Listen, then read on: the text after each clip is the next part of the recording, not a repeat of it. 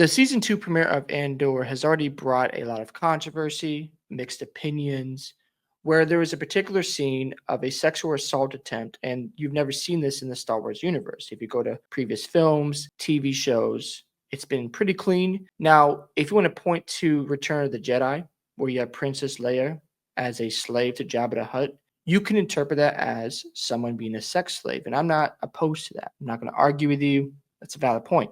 However, we've never seen anything to this extent where you have somebody being assaulted, a woman being assaulted in a TV show that's supposed to be catered towards kids. Now, I understand Andor is TV-14. However, if part of the audience is supposed to be children, should they be watching this? Whether you agree or disagree, that's up to you. I wouldn't have my kids watch this because I don't need them seeing this stuff. However, there's been a lot of questions about this from different fans, and rightfully so. The title of this is hilarious. We're all the product of rape, and I don't know why you even make that statement to begin with. Disney Plus acclaimed Andor has stretched the creative boundaries of Star Wars in countless ways, bringing a grown-up sensibility to a galaxy far, far away. Now, again, if your audience is adults, okay, have at it.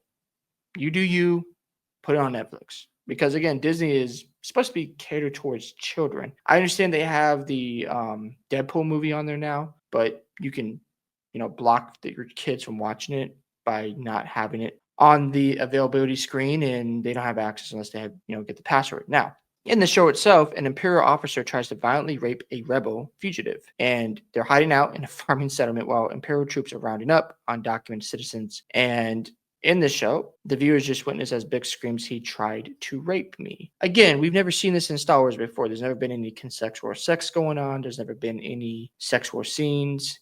But I don't know why you want to push the envelope, especially when the fans who grew up watching Star Wars, if you're trying to just change their mindset, I don't think you should do that, especially when they watched it as kids. They're used to the content being children friendly. Don't think that's the best idea in the world.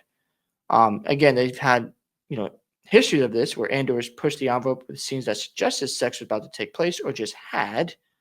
And again, I just don't know why you want to head down this road when you know children want to watch Star Wars, just because you've had films and TV shows that are catered towards children. So if you had this on a Netflix audience, or if you had it on Amazon where it's not always kid friendly, have at it. I don't agree with the decision. That's just my opinion. But do what you got to do to draw the audience you're looking for. And this person says here, Tony Gilroy says, "I got one shot to tell everything I know or can discover, or that I've learned about revolution, about battles with as many incidents and as many colors as I can get in there without having the story tip over."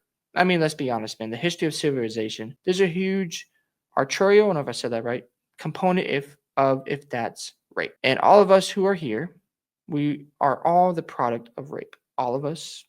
Okay. I just don't understand why you're trying to put this out there when your audience doesn't need to see that. I mean, armies in power throughout history have committed rape. He's not lying there. So to not touch on it in some way, which I don't think you need to, it was just organic and it felt right. So it just felt right. So let's just put it in the show.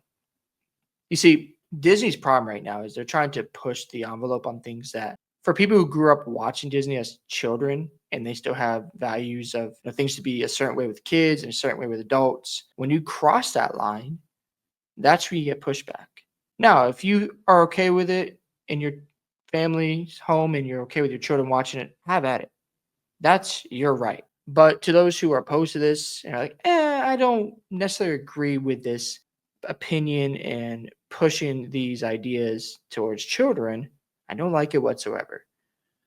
And he didn't get any pushback from the studio, which again, it's just sad. Disney just wants to continue to create an image that doesn't pander towards, again, traditional values.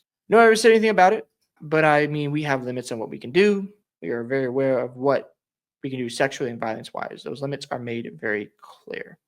Now, I understand, like I said earlier, Return of the Jedi did have Princess Leia chained up, and they had other women in chains. So, listen, if you want to make an argument, well, they had this in the Return of the Jedi, I'm not opposed to it, not against it. But we just never see anything pushed this far. So as you see a fan reaction, I don't want to see rape in Star Wars. You can portray power dynamics and making the audience hate the Empire in other ways. Exactly. You can make us, hate the darkness, hate the evil and the intentions, but to put a scene of rape, it's just not necessary. Vader wouldn't tolerate that blank, nor does the Empire condone it. It has no place in Star Wars, period. Another pop culture fan account wrote, I don't mind having mature Star Wars, but I'm not okay with it going so far as depicting an attempted rape or saying the word rape. I'm actually quite disgusted with the Andor series right now. So these are fans who grew up with Star Wars of the past. And you can say, oh, they got to change and adapt. No, we don't. Listen, you have an audience which are kids and they have access and they can watch this stuff. It can distort their minds and they don't need to see that right now. Now, again, if it's your family, you're okay with your kid watching it, have at it. Look, that's your right. You pay the bills. I'm not going to argue that. But I just think this isn't necessary. What's the point? Like, what is the purpose of putting this particular scene unless you're trying to push ideas on people? Another fan account was one of many that praised the move. Andor dared to go to the darkest places Star Wars could offer.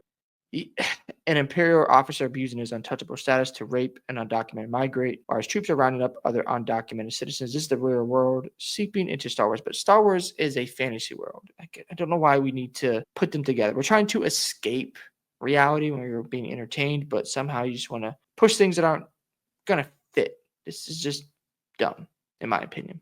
As you can see, some people have different opinions that either agree or disagree, and you're probably going to disagree, and that's fine. Is there a good reason? That's what I'm challenging you guys on, because if it's geared towards children and you don't have any history of this, why bring it in to an audience of kids?